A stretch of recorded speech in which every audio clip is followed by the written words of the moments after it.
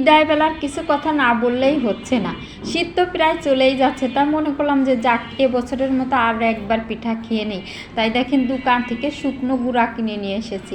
আমি এখন যে কোনো গুঁড়া দিয়েই মোটামুটি পিঠা বানাতে পারি। আর আমার পরিমাণ মতো গুঁড়া একটা পাত্রে নিয়ে নিয়েছি, আর নিয়ে নিয়েছি শুধুমাত্র লবণ আর একটু গরম জল, একেবারে কুসুম না, তার থেকে একটু গরম জল দিয়ে অল্প করে দিয়ে রুটি মাখার মতো, যেভাবে রুটির ডো করে সেরকম করে মেখে নিচ্ছি।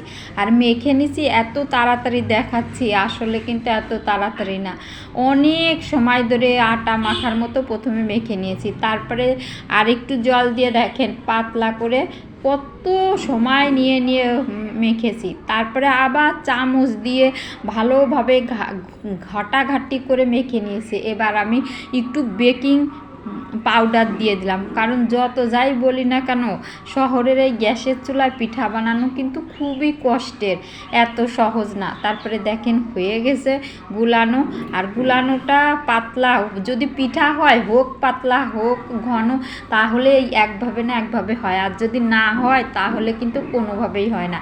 দেখেন আমি চুলায় দিয়ে দিয়েছি ব্যাটার, ঢাকনা দিয়ে ঢেকে দিলাম। ওয়াও, দেখেন একটু পরেই উঠিয়ে নিচ্ছি, কি সুন্দর পিঠা হয়ে গেছে। আর এই ছাঁচগুলো কিন্তু আমি কিছুই দিইনি, না লবণ পানি না তেল না কিছু।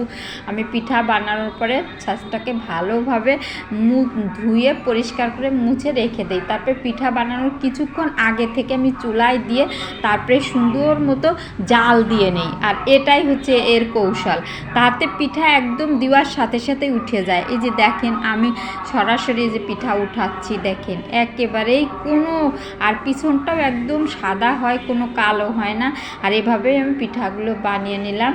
আমি আরও বানিয়েছিলাম, সেগুলো আমি মাংস দিয়ে দুপুরের খাবার খেয়েছি। আর এইগুলো আমি এখন ভিজাবো। দেখেন কতগুলো পিঠা আছে। পিঠাগুলো দেখতে মনে হচ্ছে ছোট ছোট, কিন্তু না, এগুলো ভালোই সাইজ, ভিজালে আরও অনেক বড় বড় হয়ে যায়। দেখেন একটা পিঠা ভেঙে দেখাচ্ছি, এর ভিতরে কি সুন্দর মৌচাকের বাসার মতো দেখতে, খুব সুন্দর মনে হয়। এবার আমি দুধটা গরম, খেজুর গুড় জল দিয়ে গরম করে নিয়েছি, মানে জাল দিয়ে নিয়েছি, না হলে দুধ জমে যেতে পারে সেই ভয়ে, কারণ এখন তো ভেজালের ভিড়ে কখন কি হয় বলা যায় না।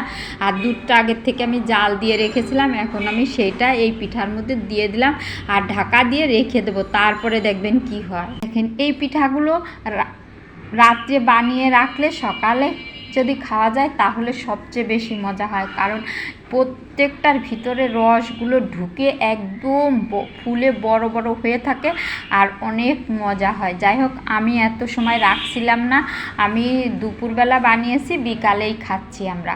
দেখেন প্রত্যেকটা পিঠা কত, আর এটা ভিজানোর সময় কিন্তু বেশি বেশি করে দুধ দিয়ে ঢেকে দিতে হবে, না হলে কিন্তু সব ঝোল টেনে একদম শুকনো হয়ে যাবে। আমি কত দুধ দিয়ে রাখছিলাম, তাও দেখেন এখন অনেকগুলো আছে, জেগে আছে, তারপরেও সবগুলো কিন্তু সুন্দর মতো হয়ে গেছে। দেখেন এক একটা এত নরম হয়েছে যে এটা বলার বাহিরে, যে এত সুন্দর নরম হয়েছে। দেখতে তো কি সুন্দর ফুলে ফুলে আছে, আর খেতে সেই স্বাদ, মুখে দিলে একেবারে গোল।